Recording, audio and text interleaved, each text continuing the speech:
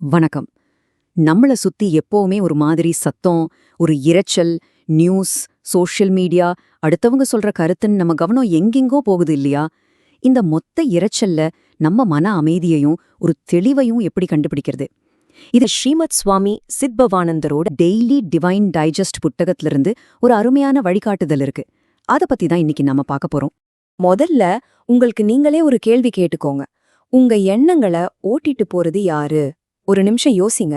உண்மையிலே அது நீங்க தானா, இல்ல உங்கள சுத்தி கேக்குற குரல்களா?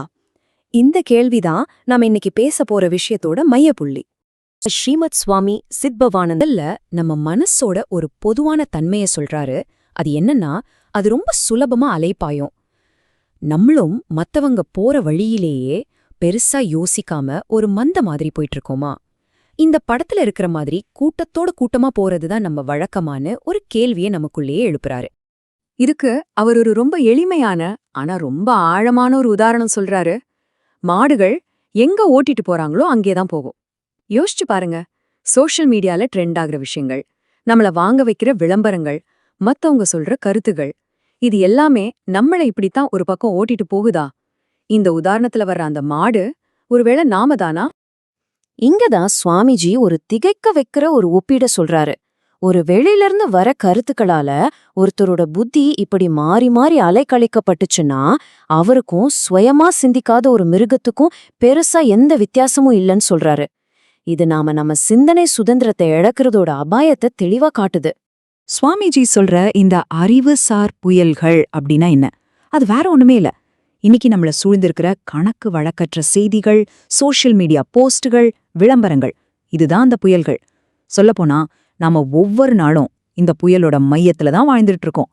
அப்போ இந்த கருத்து புயல் எங்க இருந்து தான் உருவாகுது? இந்த எண்ண வெள்ளத்தை உருவாக்குறது யாரு? வாங்க அத பத்தி கொஞ்சம் பார்க்கலாம். பிரச்சாரகர்களும் போதகர்களும் அவங்க கருத்துக்களை உங்க மேல திணிக்க வராங்க. இன்னைக்கு அவங்களோட முகம் மாறி இருக்கலாம்.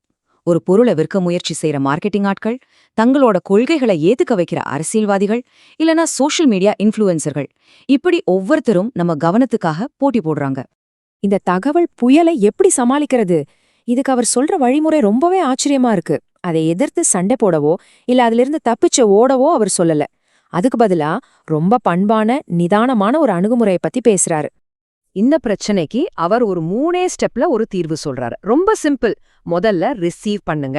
அதாவது யார் என்ன சொன்னாலும் காது கொடுத்து கேளுங்க, ஒரு திறந்த மனசோட. 2வது இன்வெஸ்டிகேட் பண்ணுங்க. அதாவது கேட்டது அப்படியே நம்பிடாம அமைதியா உட்காந்து இதுல என்ன உண்மை இருக்குன்னு ஆராய்ந்து பாருங்க. 3வது முடிவெடுங்க. உங்க பகுத்தறிவுல ஒரு விஷயம் சரின்னு படலையா, அது எவ்ளோ பெரியவங்க சொன்னதா இருந்தாலும் இல்ல எவ்ளோ புனிதமா சொல்லப்பட்டாலும் அதை ஏத்துக்க மறுக்கிற துணிச்சல் வேணும். இது வெறும் ஒரு ப்ராசஸ் இல்ல, இது ஒரு மைண்ட் ட்ரைனிங் மாதிரி. ஆஹா, இதுல ரொம்ப முக்கியமான விஷயம் என்னன்னா, உண்மையான சக்திங்கிறது வர்ற கருத்துக்களை கண்டுக்காம போறதுலயோ இல்ல காதை மூடிக்கிறதுலயோ இல்ல. அதுக்கு பதிலா அந்த கருத்துக்களை அமைதியா நடுநிலையா இருந்து ஆராயறதுல தான் இருக்கு. சுவர் எழுப்புறதுல பலம் இல்ல, திறந்த மனசோட ஆய்வு செய்யறதுல தான் உண்மையான பலம் இருக்கு. சரி, இந்த பயிற்சியோட கடைசி இலக்கு என்ன? அது ஒரு ஆழமான மன சமநிலை. அந்த நிலையதான் சுவாமிஜி யோகாங்கிற ஒரே வார்த்தையில அவ்வளவு அழகா விளக்குறாரு. மறுபடியும் நாம ஆரம்பிச்ச இடத்துக்கே வர்றோம்.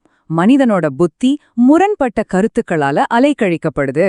இந்த நிலையற்ற தன்மையிலிருந்து வெளியே வந்து ஒரு உறுதியான தெளிவான நிலைய அடையறது எப்படி? இங்கதான் யோகாவுக்கு ஒரு அற்புதமான விளக்கம் கிடைக்குது. இந்த இடத்துல யோகான்னா உடற்பயிற்சி மட்டும் கிடையாது.